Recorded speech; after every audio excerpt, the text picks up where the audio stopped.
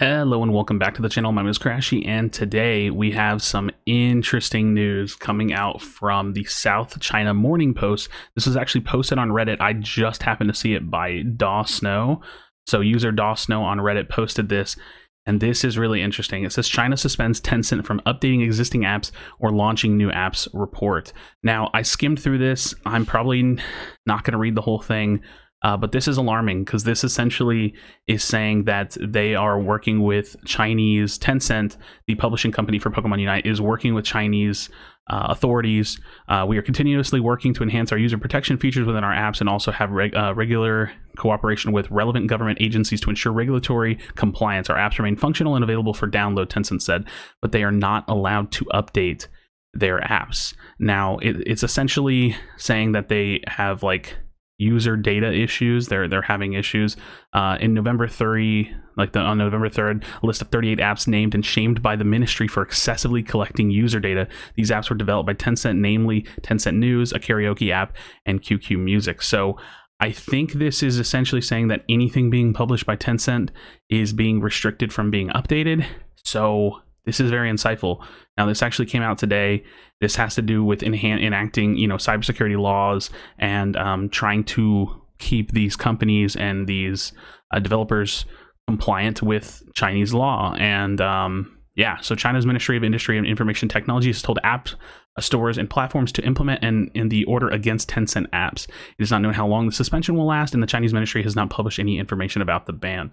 Now, I did look a little bit online to see if I could find a list of the apps that were being blocked. I think it's everything. I'm not sure, but I'll read a little bit of this. According to the report, China's Ministry of Industry and Information Technology has told app stores and platforms to implement the order against Tencent apps from Wednesday in a harsh administrative punishment against the tech giant, which runs dozens of apps, including the super app WeChat that has 1.2 billion users. It's cooperating with authorities and inspecting its apps indirectly, confirming the report. There are more than 70 apps published by Tencent that are active, and there are more than 100 games published by Tencent mobile games, according to the app tracking firm.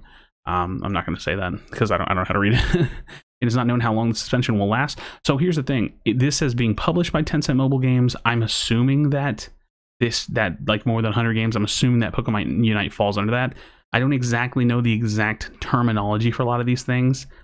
So I don't know if technically Pokemon Unite is being published or funded by, you know what I mean? So this could have Pokemon Unite in this list.